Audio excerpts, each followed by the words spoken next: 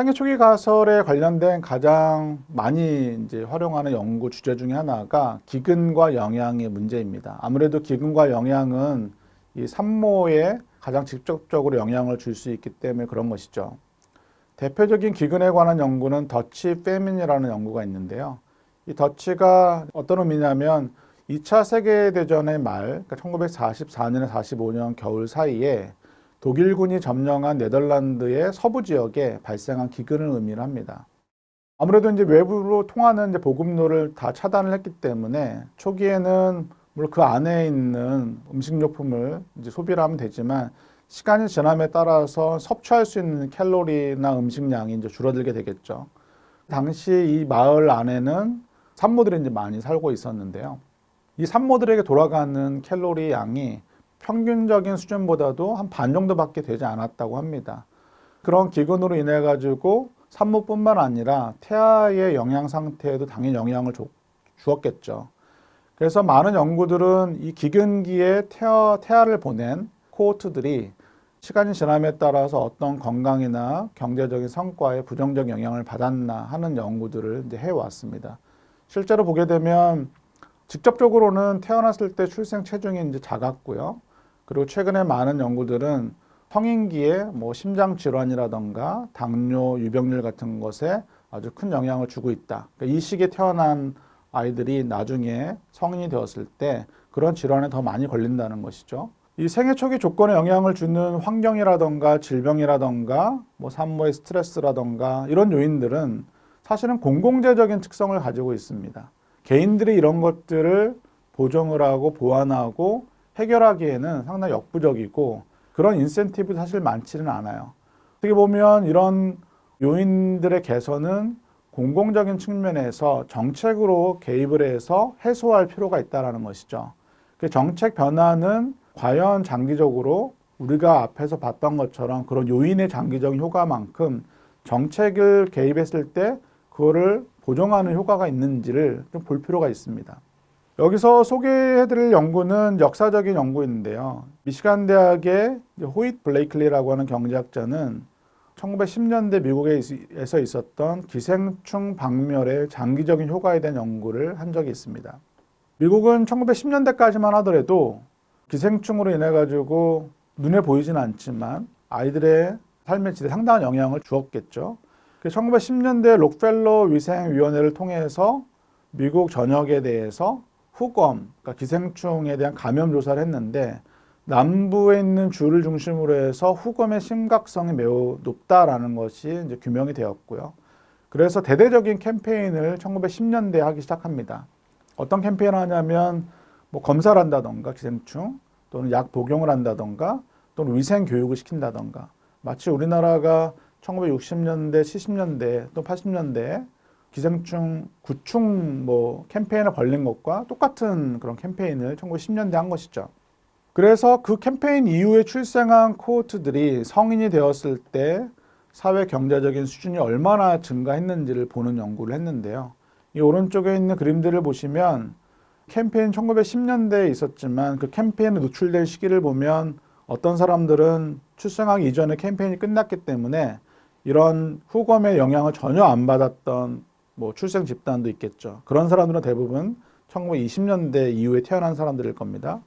그리고 어떤 사람들, 예를 들어서 1900년대 초반에 10년 이전에 태어난 사람들은 생애 초기에 그런 혜택은 안 받았겠지만 뭐 청소년이 되었을 때 그런 후검 노출이 매우 줄어들었겠죠.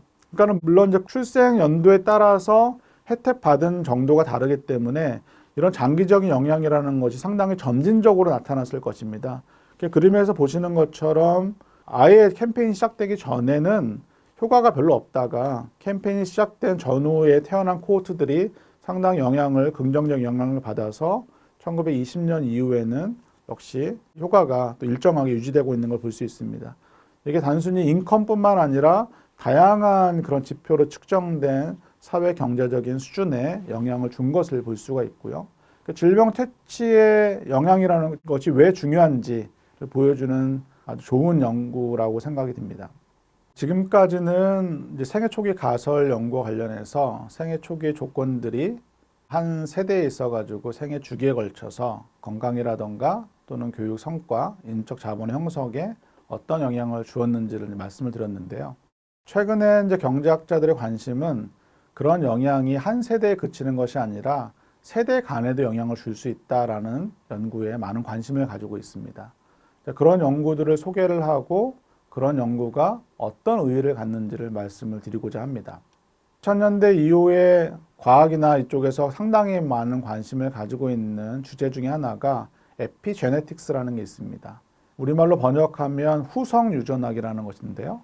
이렇게 한자가 써 있는 것처럼 에피제네틱스는 유전이 나중에 만들어진다라는 뜻입니다. 그래서 에피제네틱스는 유전자의 염기 서열이 동일을 해도 특정한 외부의 충격이나 환경의 격차가 발생하게 되면 이게 유전자의 발현에 영향을 주고 발현된 유전자가 다음 세대로 유전된다라는 그런 이론입니다. 지금까지의 유전자 이론은 내가 가지고 있는 유전자는 부모님에게서 물려받은 거고 물려받은 유전자가 또 자녀에게 그대로 전이된다라고 알려져 있는데요. 여기서 말하는 에피제네틱스는 좀 더 쉽게 설명을 하면 기존의 많은 연구 사례들 중에는 뭐 흡연 같은 게 있습니다. 그러니까 원래 본인이 가지고 있는 유전자 중에 뭐 암을 유발하는 유전자가 있었는데 내가 태어나고 부모에게 물려받을 때는 그런 유전자가 발현이 안 돼서 어프 상태로 이제 있는데 내가 건강 상태가 안 좋아서 흡연을 하게 되면 그런 암을 유발하는 유전자가 다시 온으로 발현이 된다는 거죠. 그러면 그 온으로 변이 된 그 유전자가 내 다음 자녀에게 전이가 되기 때문에 그 다음 자녀도 암에 걸릴 확률이 높아진다라는 이제 그런 연구입니다. 처음에 저희가 이제 더치 페민에 대한 그런 영향을 살펴본 적이 있는데요. 이 세대 간 연구 분석을 하기 위해서는 좀 더 장기적인 그런 패널 자료가 필요하기 때문에 인간의 경험과 결과를 대상으로 연구들이 상당히 부족하지만 더치 페민은 1940년대에 있었고 그때 태어난 아이들이 지금은 이제 성인이 되었고요. 지금 벌써 한 70세는 넘었을 텐데 그 자녀들이 또 이제 성인이 되었겠죠. 그래서 지금 더치 페민 기근에 대한 연구들은 두 세대에 걸쳐서 어떤 결과들이 있는지를 다양한 연구들을 진행을 하고 발표를 하고 있습니다. 최근 나온 연구를 오른쪽에 소개해 드리고 있는데 이 더치 페민에 노출되었을 때 그 사람들의 자녀들이 태어날 때 비만의 문제가 있다던가 그 자녀들이 성인이 되었을 때 건강상의 문제가 있다던가 이런 연구를 이제 제시를 하고 있습니다.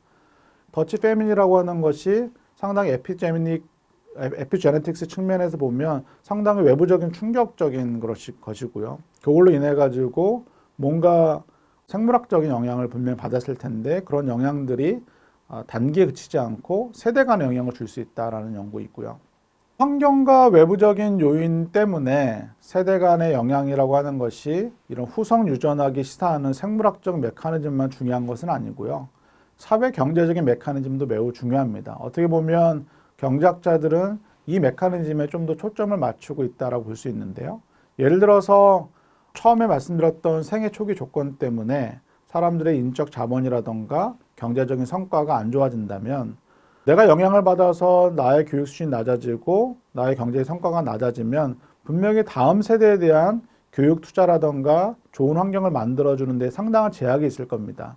그러면 그런 영향이 사회 경제적인 메커니즘을 통해서 다음 세대에도 빈곤을 초래한다던가 경제적인 또는 건강에 부정적 영향을 초래할 수 있다라는 메커니즘인 것이죠.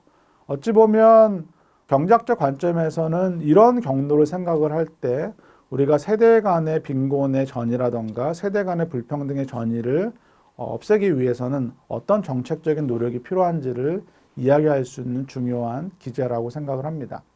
최근에 경제학에서는 이러한 환경의 영향과 교육 투자의 영향이 세대 간에 발생할 수 있다는 걸 보이고 있고요. 코로나가 단기적인 인적인 물적 피해만 그치는 것이 아니라 다양한 메커니즘을 통해서 장기간에 영향을 줄 수 있기 때문에 이를 우리가 대응을 하고 보완하는 그런 노력들이 매우 중요하고 앞으로는 환경 개선과 인적 자본 투자에 대해서 우리가 좀 더 관심을 가져야겠다라는 그런 교훈으로 오늘 강의를 마치도록 하겠습니다.